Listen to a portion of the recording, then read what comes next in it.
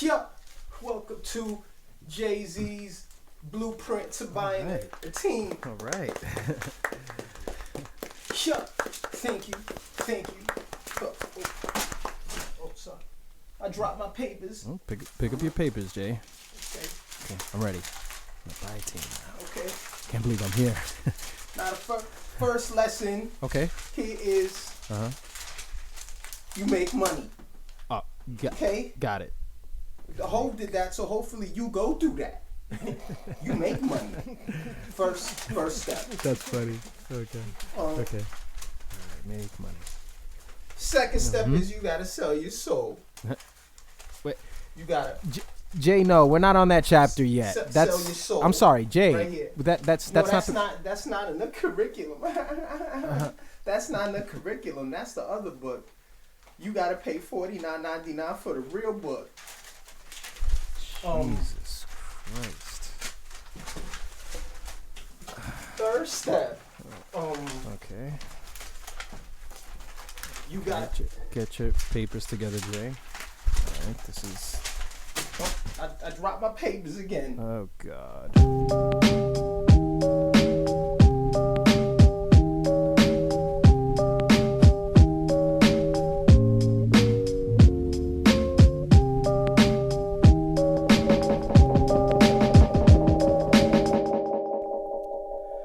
Let's address something to make it perfectly clear before we move forward with the rest of the installments to this podcast, because I plan on doing this podcast weekly for you, and after we discuss what we need to discuss, you can get it even more than just weekly.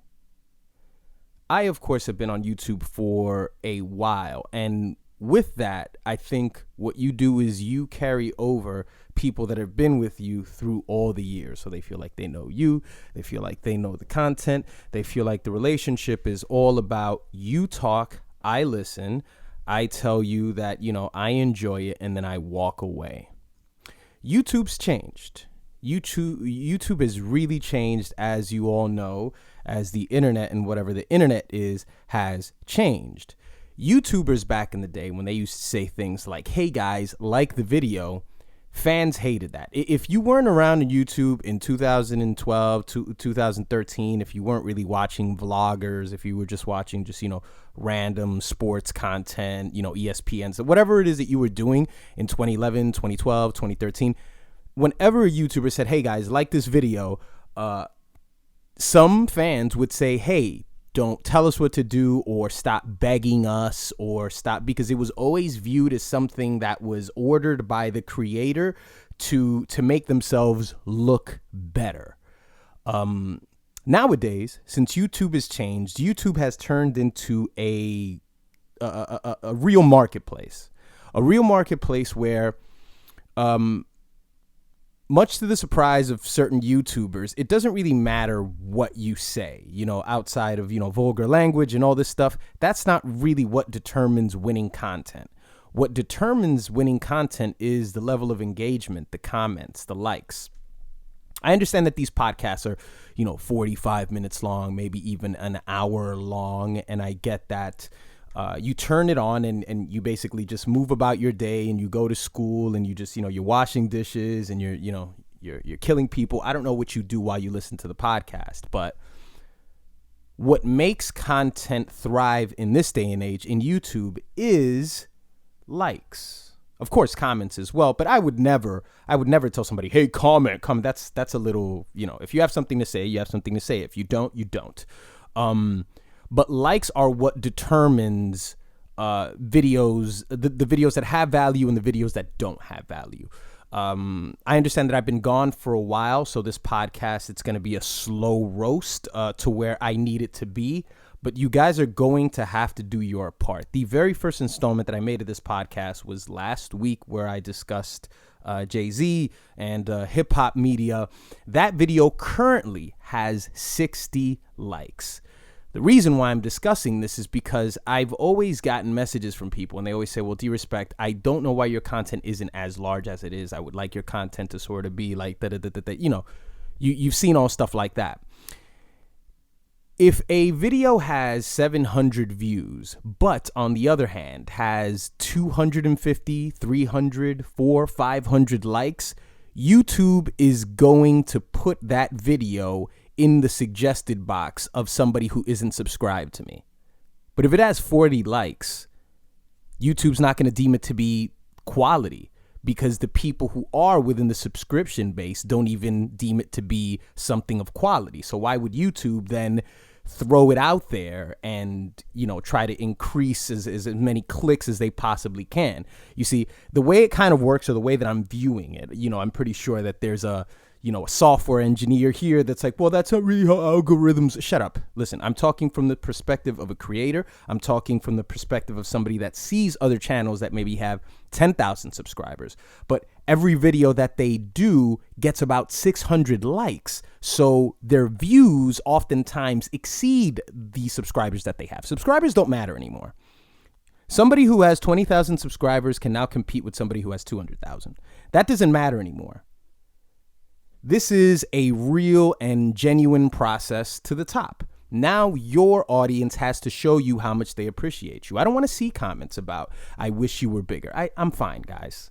I'm fine. I'm 37 years old. I wasn't raised on technology. My self-esteem and the quality of work that I put in has nothing to do with the viewership that I provide, or rather the work that I provide to you guys. But there's no reason why a video should have close to 1,000 views and have about 40 to 60 likes. So I'm going to need you guys to do your part. And you don't want to hear me talk about this, but the reason why I'm talking about this as long as I am is because this is going to be, we're going to talk about several things. So don't worry. I'm not scolding you. I'm not giving you a finger wagging speech, but you guys need to understand something. When I create the Rap Runner content, that's me putting a lot of work into something that, what I do offline, it's also connected to that. The podcasts are squarely done for you. I'm talking about hip hop for you, for the listener that's always been there, that's always wanted to have these conversations. But in order for me to not only get a clear indication of are you responding well to it, but also to invest into it and, get it on Podbean and then get it on iTunes. That's how this process works. If you show me by liking the video, and that automatically, guys, I guarantee you, this is just how it works. This is just how it works. I guarantee if you get this video up to 200, 300, 400 likes, you're going to see a difference in the viewership of this podcast. If you don't see it this week, you'll see it the next week, because then a pattern starts to develop. That's all this thing is, guys. It's just zeros and ones. You can wake up the next morning and start a podcast and then build a small little following. And with that small little community of dedicated people who are actually willing to hit a fucking button for you. I'll say it again, to hit a button for you. If you find people that can do that, then there's no telling where your content goes. And that's pretty much where YouTube is now. It's not about, hey guys, make me look good. Put 1,000 likes on my video. It's not about that. It's YouTube seeing it. It's not a person, but it's YouTube seeing everything within their algorithm. It's like, wait a minute, this has 400. Okay. Who else watches hip hop content? Let's throw it to those people, because maybe they just want to keep you on YouTube a lot longer. And if you think about it in terms of hours and time, YouTube has to constantly suggest videos to people to keep you on here longer. And this would be a piece of content that's 45 minutes to an hour long. What could assure longevity for YouTube more than a video that's, the length that this particular podcast is? So I'm going to need you guys to do that, because everybody owns an iPhone, and it's much more easier. It's much more convenient for people to listen to this on iTunes. It's much more convenient. And I've seen that in the past with the Double D's podcast. The iTunes numbers were sometimes better than the YouTube numbers. So understanding that is to know that one hand washes the other. I'm rambling. I can do 2 hours a day. I can do 2 hours of podcasting a day. I can talk about enough topics. I don't not do the podcast because I have nothing to discuss. I can do the podcast if I am shown that the podcast has value. And if the podcast is up for a week and it has 50 likes, then it's only a matter of time before real life scenarios get into it. And I'll still do the Rap Runner episodes, but then I don't want to see you guys hanging around the comment section and saying, I really wish I would get some D-Respect. It's all right here, man. You have to support what you like so it flourishes and grows into something that you know that it deserves to be. And if you've been around this long, you know that there's a certain type of quality to the work that I do. You know that there's a difference between me and my contemporaries. So help content that is unique, help content that is thoughtful flourish in a time when everything is very noisy. So now, with all that being said, welcome to the Ddotpodcast. I am D-Respect. I am here. You are there. There was a recent trend in Twitter, I think over the last 2 days, that I've noticed where people are posting up 7 albums that tell you about who they are, or 7 albums to know me. So I jumped into this and I decided to list off some albums that really tell you about who I am as a listener and, you know, and all that stuff. So, Mobb Deep, Murder Music is one of those albums. Fugees, The Score is another. Fugees is, you know, okay, let me talk about all of them individually just a little bit. So Mobb Deep's Murder Music to me is around the time when that album came out. There was a store in Washington Heights called Loco Loco. Loco Loco was and in Spanish, in English, that's crazy, crazy. It was a clothing store, but within that store was this, you know, 6'3" African gentleman who used to sell bootleg DVDs, bootleg CDs. He would sell everything. You know, it was that kind of place in your neighborhood where you could, you know, he'd sell white tees, he'd sell combs, he'd sell do-rags, he'd sell albums. He didn't know anything about the albums. He didn't know anything about the work. You know, if you asked him an opinion about an album, he'd just be like, yeah, it's good, it's good. And that is not a African. Let me try to do an African accent. Let me see. Yes, it is good. It is good. That good album, Murder Music. Or was that a bit Haitian? I'm not even sure. But he had no knowledge whatsoever about what he was selling. And that really added to the authenticity of Loco Loco. You know, it wasn't even his business. It was just a corner within a store where I think it was women's clothing, you know, that you could find for like, you know, the average price of the clothing at this store was like $10, you know, for just about everything. So he had his little corner there where he had his little table and he had, he has all his albums. And I got Murder Music from Loco Loco. And, you know, like I got many of the albums that I got from there. And I just remember those times just, you know, going over there to buy the album with my friend after school. And then we went home and listened to Murder Music. And I just remember just being so obsessed with Quiet Storm, even to the point, if you can imagine this, and if you want to laugh at me, that's fine. Just as long as you like the video, you can laugh at me. That's the only condition here. I tied my do-rag, because, you know, I used to have waves. I used to have, you know, braids like everyone else before I went bald. I tied my do-rag to the side, just like Prodigy did in that video. If some of you are too young to remember, look up the Quiet Storm video, Mobb Deep. And, you know, I put my lifetime in between the paper's lines. When he's under that desk, he's got his do-rag tied to the side. And I tried to imitate Prodigy. It was sad. I think I rocked that look for like maybe 3 weeks, you know, after like BET like ran that video into the ground. And, you know, then after that, I was done. But, you know, back in the days in high school, you know, people saw you doing that. And it was kind of just like, you know, it wasn't a thing where people looked at you and said, oh, you're trying to be like Prodigy. It's like, oh, no, just like I see on TV, because people weren't so they weren't so inundated with content, with TV, with pictures, with like, hey, you're doing the same thing that this person's doing. It wasn't like that at all, because you had a break from TV. You know, you watch BT and then you take the train and then you go to school and then you see your friend with the do-rag tied to the side. And it's like, oh, that's cool. Just like Prodigy in the video. Nowadays, I'm sure, you know, I'm not in high school anymore. That would be pretty sad if I was. Now I'm sure you do something that emulates anybody in a video. Like, say, for example, you imitate I don't know, Logic. You imitate Logic, and Logic's next video, he's gonna have like a halo over his head because he is the representation of peace, love, and positivity. So he's gonna have a halo over his head. If you go to school with that halo over your head, people are gonna hate you. They're gonna hate you. They're gonna say, "Oh, you're trying to be like Logic." You can't get away with that anymore. But I love that. I love that album. You know, for so many more reasons. The Kool G Rap feature, just, God damn it, just that beat. Well, did Havoc make? I'm not even sure who made that. But and another point about Loco Loco, which is the CD place.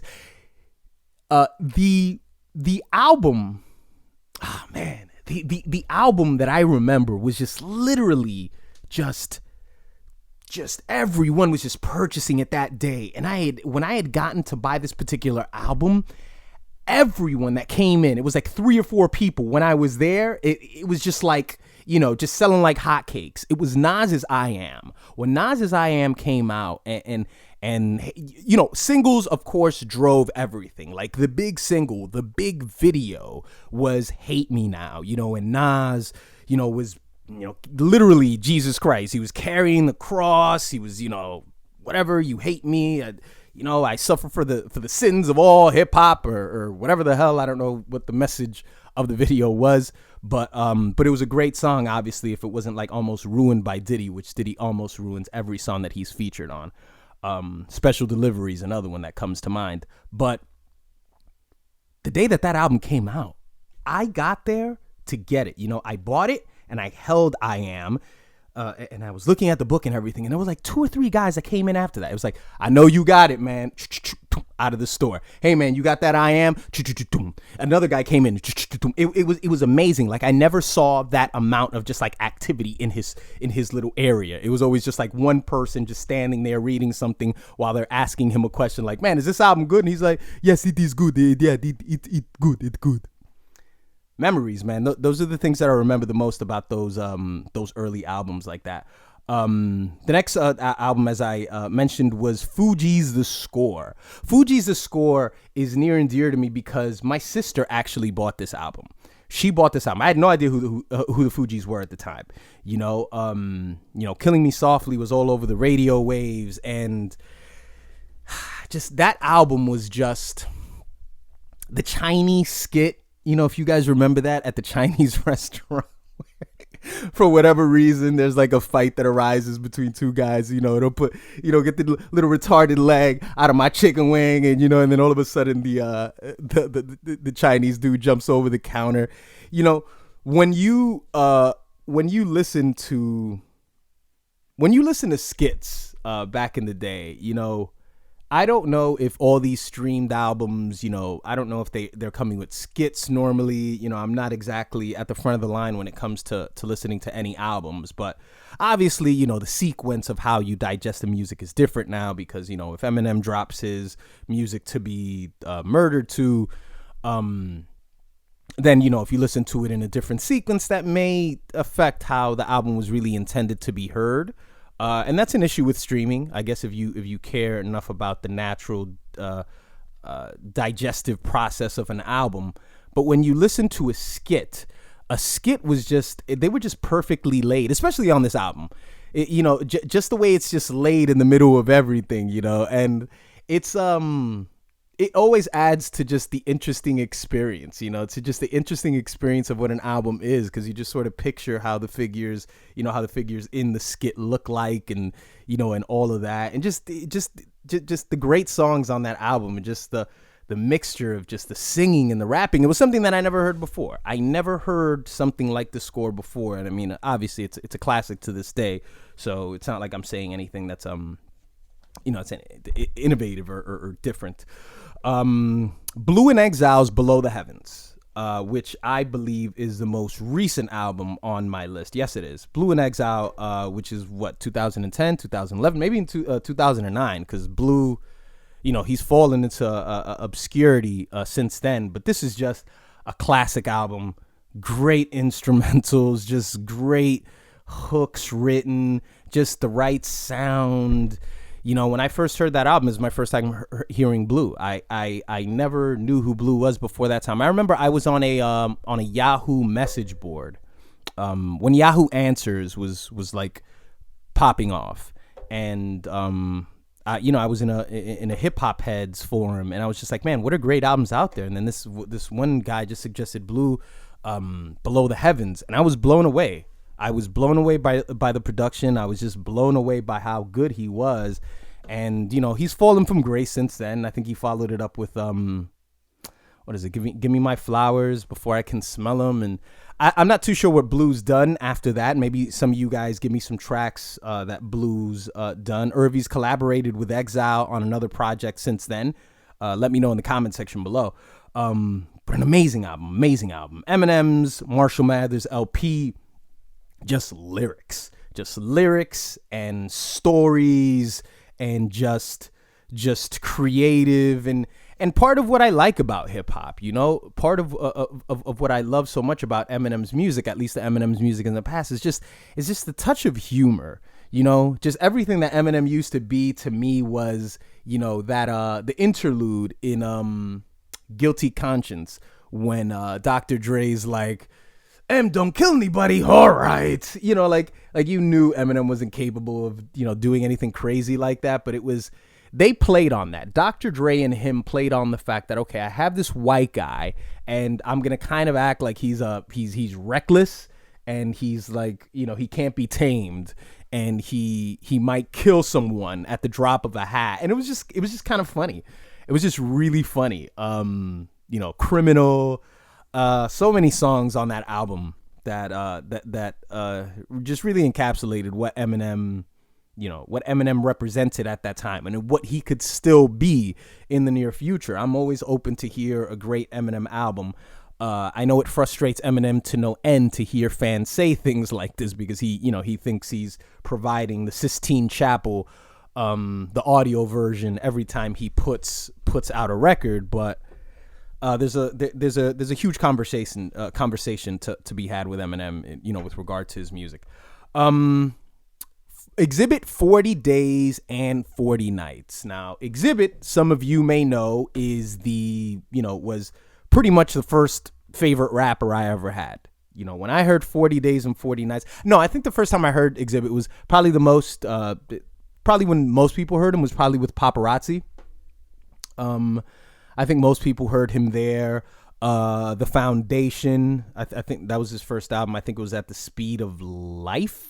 I believe. It wasn't Light, was it? I'm going to be a complete idiot and be like, get that wrong. But I think it was At the Speed of Life. Paparazzi and The Foundation, the song with him and his son. I'd heard Exhibit there, but then when he came out with 40 Days and 40 Nights, and listen, take time out today and listen to just the intro to that album. Like, you feel like you're walking into like a phenomenon, like you're just walking into just an arena that is, it's full to capacity, and there's this hysteria about this album that's out right now, and it's 40 days and 40 nights, and this shit ain't gonna stop. It sounds like there's a riot going on, because I think the tie was they were tying it to the LA riots or something like that, and I think that's part of what Exhibit's What You See Is What You Get Now video was sort of influenced by. It's that, that all that rioting situation, which was one of the most original videos you'll ever see. Exhibit's What You See Is What You Get Now is just, it's just a masterclass, and just the way it starts, with Exhibit just sitting there in his couch, and his wife is like, Exhibit, can you go get some milk? And then the minute Exhibit just gets out there, it's just like carnage and chaos, and Exhibit's just like relentless, and he gets on stage, and then he goes to the store, and then people break through glass windows. It's an amazing hip hop video, man. And that album is, it may be my favorite album. It's in contention with the next album, which is just a hip hop masterpiece, and an album that I think if you're somebody who keeps your ear close to the music conversations, you've heard of it before. And it's an album that, I'm going to be honest with you, I'm not a I'm not the oldest of old hip hop heads, so I'm not very familiar with the rest of this gentleman's work. I certainly know the people that he was affiliated to, but that album is Prince Paul's Prince Amongst Thieves. If you do nothing else today, and for the rest of this week, I don't know when you listen to this podcast, but just let me guarantee you something. You listen to that album, and it is going to change some convention that you had in your head about hip hop. Some rule that you had in your head about what a hip hop album is supposed to sound like completely gets abolished by 40 Days and 40 Nights. We talk again about videos. I guess you could say the marketing for this video was genius. The marketing for this video is just, the opening is Prince Paul, somebody at the time that you didn't really know. If you were an older hip hop fan, you knew who Prince Paul was. But, when this album came out, I think it came out in like 99. I don't want to check. I don't want to give you guys too much dead air. I don't want to check that, but I believe it came out in 99. I got it like the first week that it came out. Because of the video. I think I was like 17 or 18, but it's Prince Paul basically sitting at the director's chair, and he turns on the TV, and it says Prince Paul, Prince Amongst Thieves, and then all of a sudden it's videos of these two rappers that you don't really know. It's a story between Breeze and I forget what the other gentleman's name is, and it starts out with a story of them driving somewhere, and apparently they're friends, and one of them is trying to get signed, so they have to go to certain places in order to get him signed, and then there's the police and everything. But when you're watching the video, it's amazing. Everlast is in it. You see Kool Keith is in it. Big Daddy Kane's in it. And these stories and these characters that these people are playing, like hip hop like that just does not exist. It does not exist. It doesn't exist anymore. It's still out there in the ether because everyone that I've mentioned is still alive. There's still a possibility of stories like this being told, but holy fuck, man. And you listen to the album, you don't even have to depend on images, man. When the main character, when he gets to jail and he meets Sadat X and Exhibit, oh my God, and the way Sadat X is just like, oh, and he's got his little thing out, like he's all of that. And he's your new home boss where you survive at all costs. It's very difficult to convince me that isn't the greatest piece of work in hip hop history. And I know that I always side with Whimsical. I always side with ultra creative and just like very detailed stuff, which doesn't resonate with everybody. But I believe that that's where hip hop truly thrives. That's where we show you everything we've got. We show you visuals. We show you amazing music. There's an amazing story. There's an amazing ending to this album. Don't fool yourself for a second to think that anyone is putting out any work right now that is in the same league as Prince Paul's Prince Amongst Thieves. It's just that good. If I haven't done a good enough job selling that album to you, then I don't know. No one's ever going to sell that album to you. You have to listen to this album. I'm not the guy who ever tells you, listen, there's rules to hip hop and you got to do this, you got to do that. Or if you don't like this, then you don't really know what hip hop is. That's not what this is about. It's just that good. It's just that good. If you're a black filmmaker and your genre is horror, and say it's 2030 and you're 15 years old and you're 20 years old, you gotta watch Get Out. You have to. There's just certain things that you have to watch it because you have to know what the apex of this creative shit is. You got to know what the tip top of it is, where execution meets great ideas, where it meets both. I think there have been rappers in the past that have, current rappers, Logic, who I mentioned before, Logic tried to, he tried to emulate the whole Tribe Called Quest kind of thing where he had like a narration during the album. I think her name was Thalia, and she was going to walk you through everything. There's a lot of intention there. Logic is swimming in that direction. He's swimming in that direction, but execution and, maybe it's just not my sound.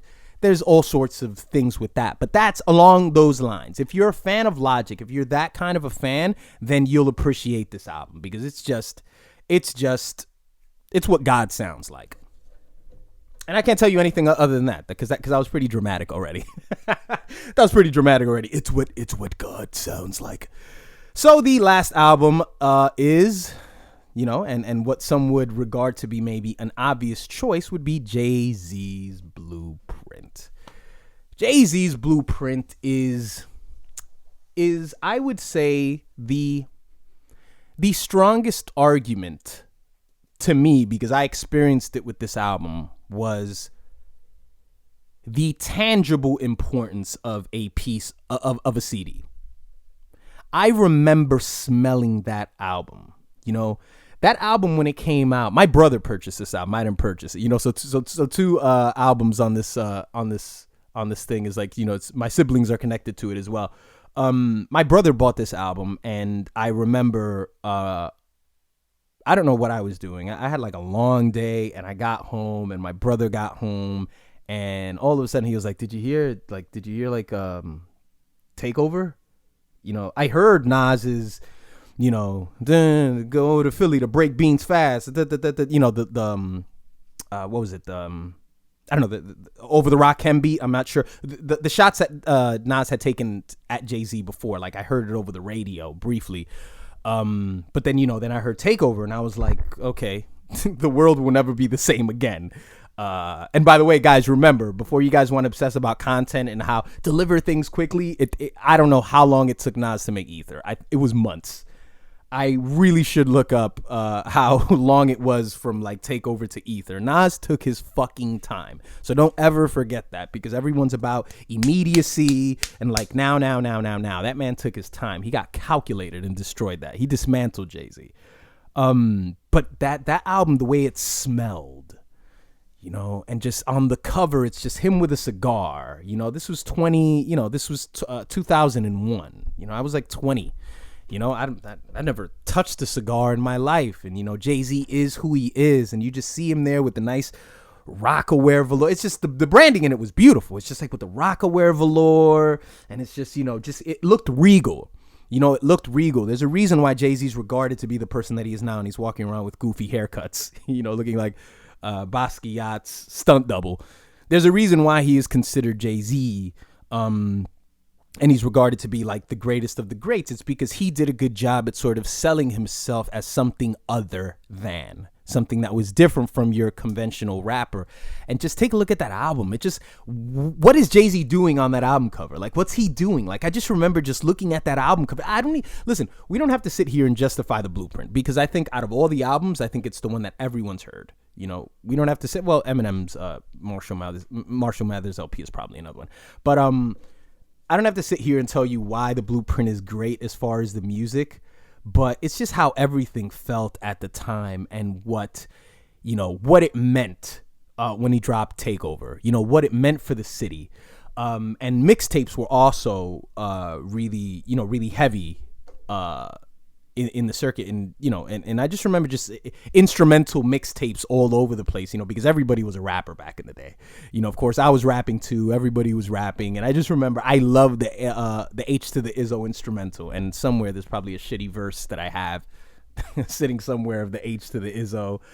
And then of course it brings us to the lyrical exercise, which is the bonus point in the record. And Lyrical Exercise is a song that's very, very, very near and dear to me for reasons that you may notice. Obviously, being somebody who's making the sort of the running content that I make now, there's so many ties to that song as far as things that I'm currently doing. And it's just, that album is just it's just a great album. It's not as great as Prince Amongst Thieves, but it's still a great album. So please, in the comment section, please let me know what are 7 albums that let me know a little bit about you as well. Let me know what those 7 albums are. I'm just patiently waiting for Kendrick Lamar's and the J. Cole's and the J. Cole. All right, I don't mean to be rude to you, but I could just foresee all of this. Speaking of Jay-Z, the last week there was an interesting video that went circulating all over the internet, and it was Drake in front of Marcy Projects shooting some sort of a video very briefly. Any of you who have seen Rap Runner, my new series, which is, episode 3 is in the description below. You can watch episode 3 right now, and go back and watch episode 1 and 2. Rap Runner it's not a series that takes up too much of your time. Each installment is about, no longer than 10 minutes, maybe sometimes hanging around 10 minutes. It's not asking too much of your time. And I think it's a very unique experience if you're a hip hop lover who also happens to enjoy activity and movement, which most people do. In the first episode, you'll notice that I started off at Marcy Projects. And if you don't remember, watch the video again where I basically run a block away from Marcy. And what you notice is a Jewish community. You notice a Jewish community. It's nothing but Jews around there, Hasidic Jews. Did I say acidic, like they're lemons? Or is it Hasidic Jews? The guys with the top hats, the modest yahoos. There's a community of them, all over the place. And, as I was, running and doing all of that, I just noticed, I was like, wow, this really comes to surprise. I mean, it doesn't come to much of a surprise because that's New York City. New York City's just gentrified, and that's just, Manhattan and Brooklyn have been hit more than any other areas in New York City. And, that's, Manhattan, obviously, due to in large part that it's the commercial capital of the world, not just New York City, but Manhattan is where everything happens. So I guess, think of it as just a mothership, and everything grows, it emerges from that. So you could say that everything starts with Manhattan and then it veers off into Brooklyn, and then obviously you have some areas of, Queens, you have, Astoria, that's it. That's completely been taken over. There are a lot of areas there. Bronx is, of course, the borough where you will see the slowest amount of gentrified areas. But, New York City, it's just, that's pretty much what it is now, And I mention that because I saw so many reactions to it. Like, oh, Drake is scared. Like, this perception of New York City is perhaps one of the most ancient ones, and I think people have to step into the new age and just understand that New York City is popular. It's popular. It's very commercial. Its tourists are there.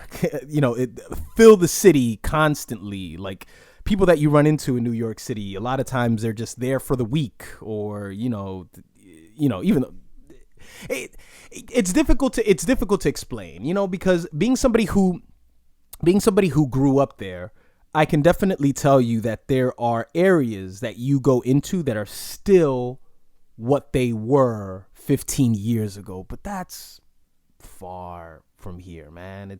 And even if it is similar, it's just not what it used to be. Just people are just getting older.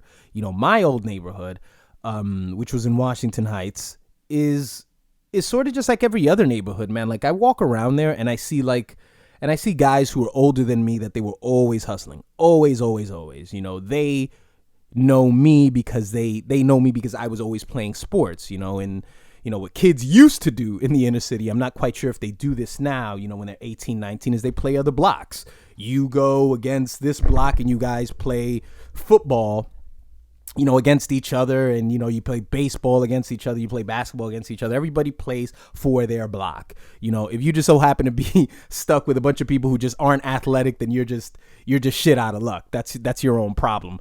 But that's pretty much how it used to be. So I saw people from these blocks that, were 1, 2, 3 blocks away from me in that sort of little radius. And I would see them, we nod at each other, but I don't know them. They don't know me. If we were stuck in an elevator, we have nothing to discuss. But, these are guys that are, they're older than me. They're in their 40s and they're still out there. Some of them are still out there. And they have younger guys with them now, which is sad to see because you would think that they would give them some good advice and kind of be like, hey, you shouldn't really be here. You should probably go somewhere, go, learn a trade, go to school, start a podcast. Yeah, probably not the last one. But yeah, you see those guys and you know that it's dying. That part of the city that a lot of people regard to be the genuine, the wholesome, not wholesome, the authentic part of the city. And I think we should start to disassociate ourselves from fuck shit. I don't like hearing it. I don't like it when people talk about New York and they're like, oh, he was scared because he thought he was gonna get like what? Like are we all just baboons here? Because people like to play this whole little game where we're savages and we're not. Like, decide what you are and what the people in your neighborhood are. Don't be the guy that says he was afraid because he was about to get hurt. And then when, 2 weeks later, some politician says something about certain areas in New York, you go, yo, why would you say that? Why would you say, well, why the fuck? That's what you say. That's what you say. I'm not, look, there's going to be no celebrity that's going to pop up, pop their heads up, in front of a landmark like Marcy, and I'm gonna be like, "Hey, you look scared." Do we have to hurt people? Is that just? Do people have to live in danger their whole lives? So we can feel like the city was what it once was. I get it. I understand, man. Like, regardless of how I talk, how I speak, which is different from most Dominicans. It's different from most people growing up in New York City. Like, some people just feel like they have to be a certain way so people will think that they're authentic. You know what I'm saying? Like, I think that's really sad too. Like, certain people just have to talk like, like they're from the streets in order to feel like they're authentic. But, as you get older, you got to start to be an adult, man, because what you're simply doing is that you're just living, you're holding an image together for people that don't give a shit about you in the first place. If somebody has an issue with how you communicate or the tone that you communicated or the clarity that you speak with, then they're fucking stupid. They're idiots. That's one of the reasons why I like Tariq Nasheed, for example. I have my issues with Tariq. Tariq Nasheed, who is he's a bit of a few things. He's a director. He's apparently he moonlights as a singer. That stuff is really, really funny. But Tariq Nasheed is, sort of an activist online. And one thing that he kind of like tears apart is this whole notion that talking black or being of color is contingent upon how you speak. And that's a very big thing because I think Tariq is somebody who pays attention to narrative. He pays attention to narrative. He pays attention to words and language. And that's a crippling thing that people within our community do. They do this crippling thing where you have to come across as like very aggressive in order to be real to people. And that's a mistake. And that's how people trick you into being a fucking buffoon, because that has nothing to do with anything. Everybody talks about the Malcolm X documentary now that it's out. You didn't see Malcolm, walking around talking about these white motherfucking devils and how they fucking talk to you. No, he didn't talk like that. He spoke English. Because English is universal. You speak English and you will be understood by everyone. If you want to speak a certain fucking vernacular, then okay, you'll be revered and you'll be congratulated by those in those stupid ignorant circles who want to continue to believe that just because a celebrity stands outside of Marcy projects, all of a sudden they're going to get hurt. That's just, people have to, they have to remove that shit from their minds. It's just, it hinders you from being a developed person in this world when you believe that the form of clarity or how you articulate your words is in some way a negative towards you being who you are as a person. That's almost as damaging as saying, if I make too much money, then I'm not real anymore. If I have too much success, then people don't know who I am anymore. Like that's just you. Stop being small. Stop being small. And coming from New York, I know that a lot of people have this mentality, and that's where this shit kind of springboards from. These people that you run into that they're still convinced that it's 1995. It's not anymore, guys. It's over. It's over. It's over. Just let it go. Let it go. You run a block away off of Marcy Projects. It's nothing but Jewish people. That's all it is. You know, that's all it is. You know, don't make me, you know, start to, you know, give you a lecture about us not owning anything. You don't own anything. You don't own any street corners. You don't own anything. You live there. All right. You live there. And if the crack dealers in the 80s cared so much about the community, instead of buying cars, they would have bought in property, you know? Oh, here comes the guy that's going to say, well, they could have bought property. You know what I'm saying? Because they didn't. Shut the fuck up. Shut up. Just listen. Just listen, man. Just stop heralding criminals and drug dealers as people who are distinguished or noble or legendary. It's over. There's still people who have to do what they do because they're locked into the lifestyles that they're locked into, and whatever consequences they meet are the consequences that they meet. But generations growing up in New York City now, your child's not going to have too many excuses as far as, oh, my mother wasn't around, my father wasn't around. It's that all came out of the crack epidemic. That was a big boom, and that boom is no more. Systematically, yes, it exists, but it's not as devastating as it once was. And you can also tell because everyone is quite knowledgeable. I mean, even the dumbest person that you come across can just give you some vague speech about how oppression worked in the 80s in the inner cities. Even the dumbest person will tell you that. Was that the case in 1980 if a conspiracy theorist came up to them and said, hey, this is what's happening in our streets now? That same dumb person would have been like, man, get money, shut up. But now everyone's knowledgeable about it. So since everyone is knowledgeable about it, that right there defines that there is no more devastation because you have knowledge now. You have knowledge and you know how to move forth knowing that this system is, if it's designed to be against you, then do what's in your best interest to overcome the system, to overcome the system. And where you have to unlock people's minds is that they have this fear of thinking that they're assimilating.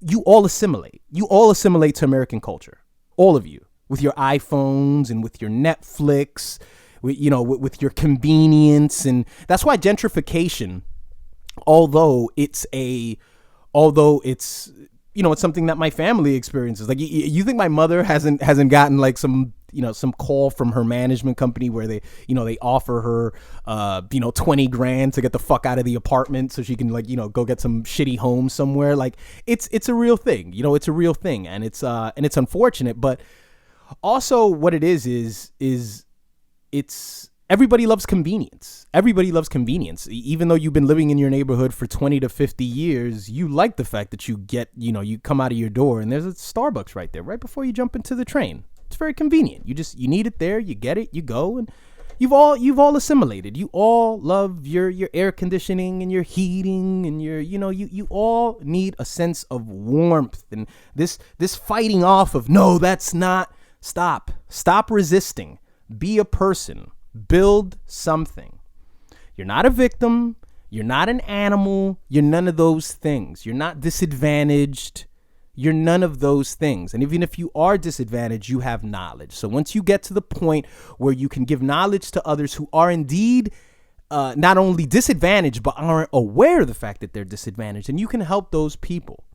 But in the meantime, you're powerful, man. And you have all the authority in this world to create what it is that you want to create, So when I see that, when I see that still the opinions of people in New York City, you're just like, yo, like we're just crazy out here, and it's just not true, man. And people just don't want to admit that. They just don't want to admit that they live in a pretty civil city. If you want trouble, you'll find it. That's a fact of life. You want trouble, you'll find it. I've gotten into maybe 3 to 4 fights in my lifetime, and the last time I had a fight was like I had 2 fights in 2018. I had 2 fights on the street in 2018 while working my job with with dog running. There's situations that I'm not proud of, but I had to do what I had to do, because people are aggro, people get a little crazy, and then they say crazy shit, and then, and then all of a sudden they get into unfortunate situations. But, if you want trouble, you will find trouble. And that's just a law. That's a fact. Whatever you're seeking is seeking you. And if you have this mentality that you come from an area where everybody acts a certain way and has to continue to act a certain way, then guess what? You're just going to be surrounded by those people, and these are just facts, I didn't make these things up, but I got into fights, and I want to talk about the fights. What I'll talk about is a confrontation that I had with this guy once that actually fared itself to be it was interesting after it was over. I don't remember all the details of it, but I had one of my dogs at the time, right? So I had one of my dogs, and I was walking down a narrow street, and this guy he did something where he could have just avoided coming my way with his dog, and he walks towards us knowing there's a certain amount of etiquette that you do, when you're with a dog in the city. If you know that your dog is a little aggressive, or not even just aggressive, you just don't want to inconvenience the other person to have a dog pounce on them, and then they got to stand there and then pretend that they know each other while awkwardly staring at the dog. This was a narrow area, and he purposefully goes through my area when he could have just walked around. And, and then I told him, well, that wasn't necessary. That wasn't necessary. Because we kind of bumped into each other. And, and he was like, what? And I said, that wasn't necessary. And then he said something else. And then I went up to him, but I went up to him. It was interesting. I went up to him, and the closer I got to him, I noticed that I was approaching someone who knew that there wasn't a conflict, because when I said that wasn't necessary. And then he said, what? So when I went up to him, I said, when you came over here, you did this and you did that. So then we actually start to explain each other. No, that's because when I'm coming over here and I have my dog. So it was kind of like a thing where this is what I normally do. This is what I normally do. By the end of the exchange, I just told him, be better. And he was like, yeah, whatever. So it was kind of just like this weird, it was just kind of like this weird alpha exchange between two guys. That it wasn't going to be a fight. There were people that were looking at us. He was black. There were people that were looking at us. So I was like, oh, these two niggers are going to fight. They're going to fight. It was just, we were just surrounded by white people. And, people they thought they were going to see something. But I knew all the while walking up to him, I knew there was no conflict. And at the end of it, I was happy about that, because I knew what that situation was the whole way along. I just didn't agree with what he did, and I had to confront him and attempt to correct him. And then I saw this guy later on. I saw him later on, maybe a couple weeks later. He ignored me, I ignored him, but I saw him. But that was a real healthy exchange, because sometimes you need things like that. You need to speak up. Too many people are kind of, that's another thing that you'll notice in the city. Too many people they're too extreme, they're a little too passive, they're these type of men that get on trains, and if somebody's occupying 2 seats, they're hesitant to ask the person to sit down, even though they paid a fare, that you can tell. And I'm like, just fucking tell him to move. Tell him to move. You paid $3 for your seat as well, so you need confrontation sometimes. That's a definite. Everyone needs confrontation. Men aren't defined as street thugs and cowards. That's not how it works.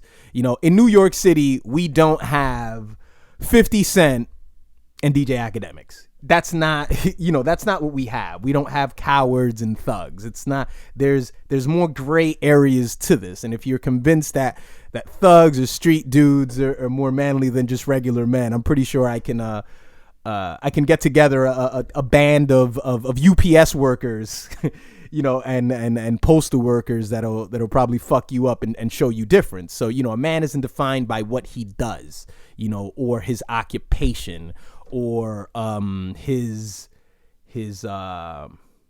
disposition. You just never know what reaction you'll get out of somebody when a situation arises that requires some form of response. So you should never underestimate anyone, but I feel like what you're seeking is seeking you. And if you confront somebody with some fuck shit that they did, they're going to be mature enough to take it, because like I said, we just sort of walked away from each other like, whatever, whatever. plus my dog was bigger than his dog, and that's probably the reason why he didn't, he didn't get too crazy anyway. He had like a Yorkie or something like that, Yeah, but that's on him.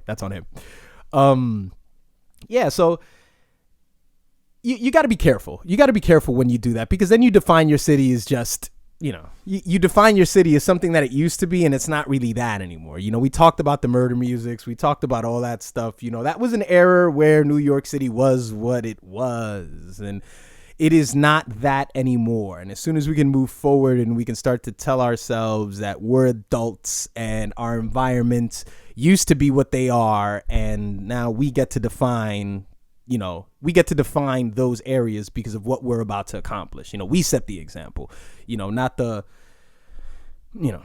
criminals in the streets. They weren't the examples.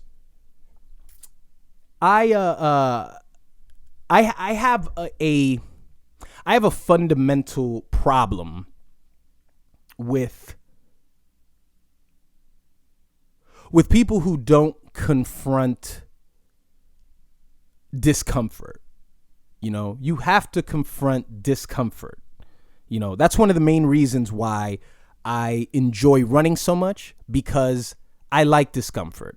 I like knowing that when I get outside and I bust my ass for an hour and a half, 2 hours, or maybe just 30 minutes, when I bust my ass out there in that cold weather, there's comfort that's waiting for me, and it's great to have that and to come home to that. But to have yourself defined by it is a damaging thing to do to yourself. I commented on Twitter about a week ago, and you guys should follow me on Twitter. That's D_respect on Twitter. You guys should follow me there, because once in a while I'll throw out something that I have to say, and maybe I will discuss it in a podcast in the future. So maybe they're just like me taking down notes and stuff. But I really want to suggest that anyone who exercises, and you're living in a city where the weather switches up, it's not necessarily summertime all the time, you should be working out outside. Working out in a gym is good because obviously you're exercising. Obviously you are improving your health, you're active, you're being a healthy person.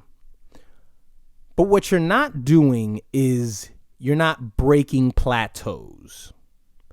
I see many people who post their workouts, and, they'll post videos of them in the gym and everything like that. And my question is always, are you doing anything in that gym that exceeds other people in the gym? The miles or the half an hour that you're running in that treadmill, are you doing it at a level where the guy 2 treadmills from you isn't doing it? That's my question. Because it's not enough to say, hey, I went in there and I did my 45-minute workout. That's not inspiring. That's not inspiring. And I understand that people who exercise are different people. Everyone's not the same. Some people, it's a weight loss thing. Some people, it's vanity. Other people, it's just straight up health. With some people, it's mental health. Some people have to keep their minds busy. It's a lot of different factors. Some people compete. So there's plenty of different factors as to why people exercise. But if you're creating the habit, especially in the wintertime, if you're creating the habit of going to the gym, that's awesome, first of all. This is a conversation of people who already are active and they're doing great things. I'm not in any way trying to say that you're not doing good enough, but what I will suggest to you is that you go outside and do some form of workout.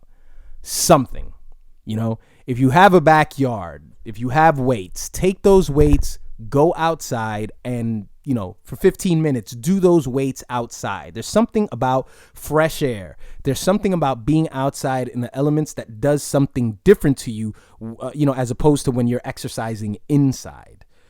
I've learned a lot about myself while running. A runner has to always stick to outside areas. Like, if you're running and you tell yourself, well, in the wintertime, I'm just going to stick to, going to the gym because it's way too cold, that's not a good idea, because anyone who runs knows that a week, 2 weeks, 3 weeks where you're not outside in the elements makes a huge difference when you come back to it. And then you'll find yourself being gassed the first 2 miles of the run. So that's not something that you want. You want to build some form of immunity. You want to build and strengthen something, and of course what I'm saying is it's something very intangible, what I'm describing.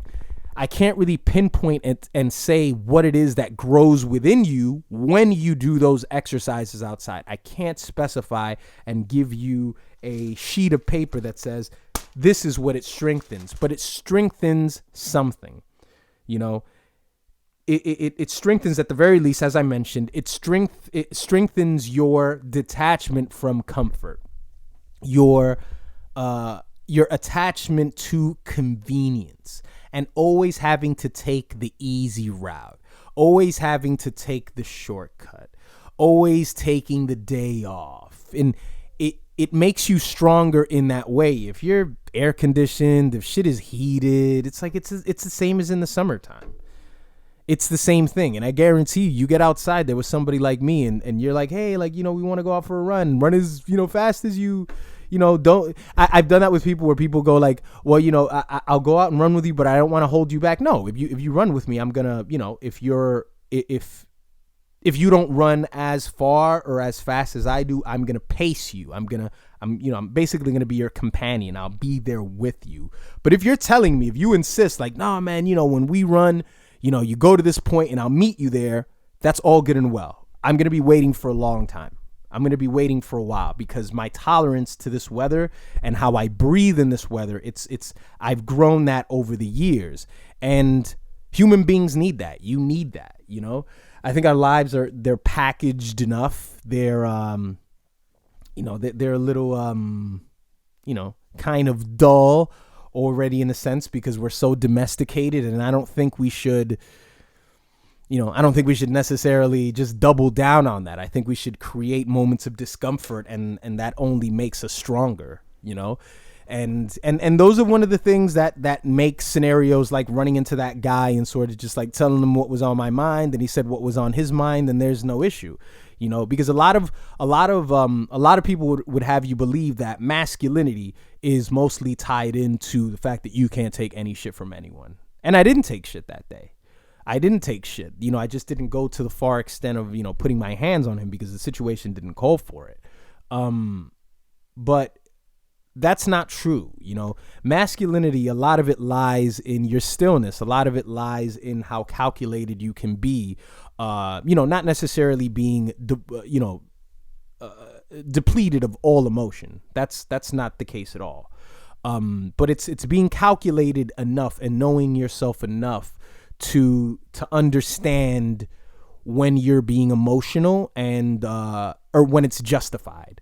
And what I found a lot is exercise, not just running. Just exercise keeps you in tune with your emotions, and this is what I mean. And what I'll most likely do is wrap this podcast up with this. Being in tune with your emotions and learning that through exercising has everything to do with your heart. Your heart doesn't know the difference between fear and excitement. The story that your mind tells your heart is pretty much what gets translated into whatever reaction you have. If you constantly exercise, especially outside, if you constantly force yourself and force yourself out of comfort, if you're constantly doing that, then your heart is always in a space of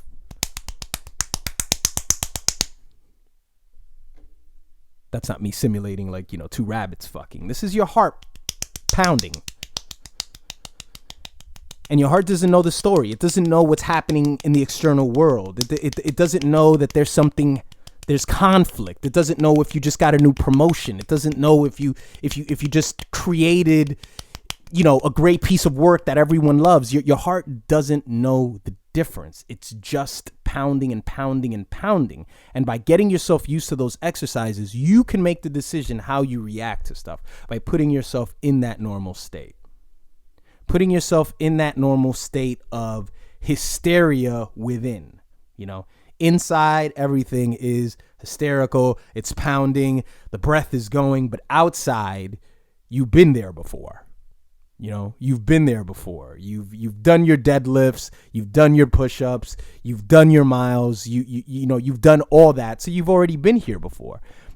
It's really what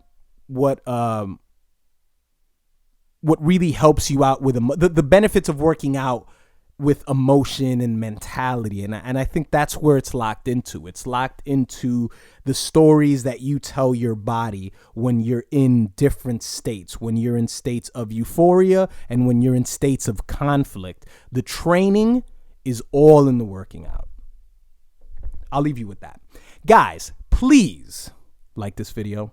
Please like the video. As I told you before, it's what's going to help this video carry out there and be seen by people who don't know who I am or subscribers that aren't aware that I'm still creating content. To get notifications out, please like the video.